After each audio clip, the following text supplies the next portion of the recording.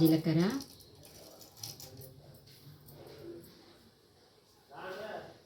ఆవాలు ఇవన్నీ గోలుతుంటాయి. ఇప్పుడు ఎల్లిపాయలు వేసుకోవాలి.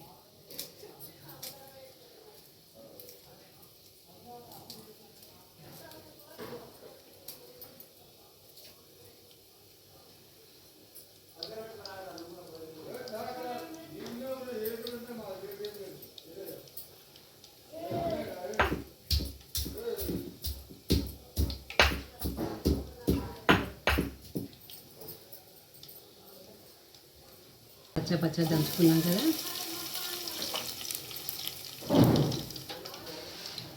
శుభ్రంగా కడిగి పెట్టుకున్న కరివేపాకు,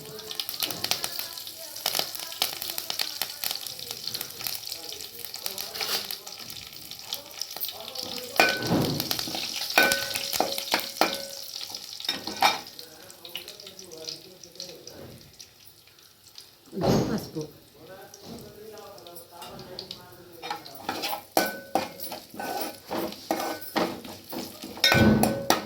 ఇంగు వేస్తేనే టేస్ట్ అండి, ఇంగు వేయకపోతే వేస్ట్. ఓకేనా? ఇప్పుడు పచ్చిమిరపకాయ,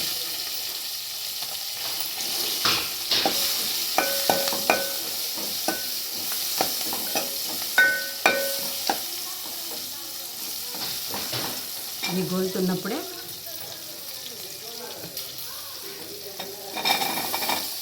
బీరకాయ ముక్కలు వేసుకోవాలి.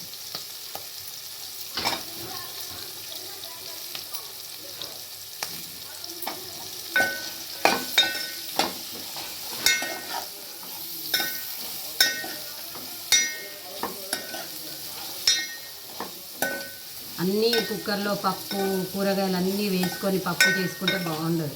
ఇలా చేసి చూడండి, ఎంత టేస్ట్గా ఉంటుందో మీరే నాకు కామెంట్ రూపంలో పెట్టండి. ఓకేనా? ఇప్పుడు కొంచెం మనం ఉప్పు వేసుకోవాలి. చూడండి, ఉప్పు వేసుకుంటున్నాం. ఉప్పు వేసిన తర్వాత తొందరగా ఉడికిపోతాయి అన్నమాట.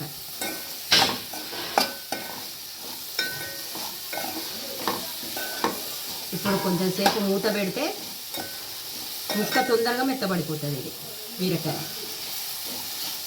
ఆ తర్వాత పప్పు వేసి కలుపుకుంటే అయిపోతుంది. బీరకాయలు చూసారా ఎంత మెత్తగా ఉడికిపోయినాయో? ఇప్పుడు ఉడకపెట్టి రెడీగా పెట్టుకున్నాం కదండి. పెసరపప్పు అయితేనే బీరకాయ పప్పు బాగుంటుంది, కందిపప్పు అయితే అంతగా బాగుండదు. ఇప్పుడు మంచిగా 2 సార్లు కలుపుకొని మూత పెట్టుకుంటే మన బీరకాయ పప్పు రెడీ.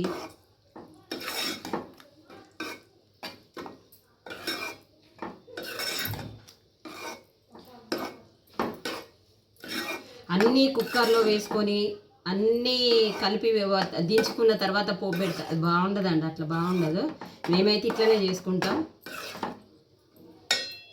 చూడండి, ఇంతే బీరకాయ పప్పు రెడీ.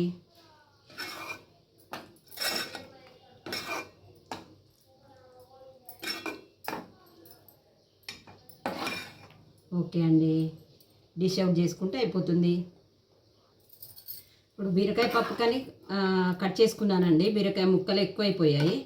ఎక్కువైనప్పుడు ఏం చేశానంటే ఇగో బీరకాయ ఆవా చూడండి, ఇది కూడా మీకు నేను వీడియోలో అప్లోడ్ చేస్తాను, షార్ట్ వీడియోలో చూడండి. సబ్స్క్రైబ్ చేయండి, లైక్ చేయండి, షేర్ చేయండి. Thank you.